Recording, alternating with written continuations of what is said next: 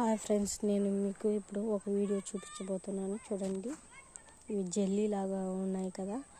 ఇది వర్షం పడినప్పుడు దీనిలోని గింజలు జెల్లీ లాగా అయిపోతాయి. చూడండి ఫ్రెండ్స్, జెల్లీ లాగా అయిపోయాయి, జెల్లీ లాగా ఉన్నాయి. ఇవి కూడా షర్బత్ గింజల లాగానే ఉంటాయి. చూడండి, జెల్లీ లాగా ఉంది, షర్బత్ గింజలాగా. చూడండి ఫ్రెండ్స్, షర్బత్ గింజల్లాగా ఉన్నాయి. చూడండి, ఇవి గింజలు తీసి చూసినా కానీ షర్బత్ గింజలు లాగా ఉంటాయి. చూడండి,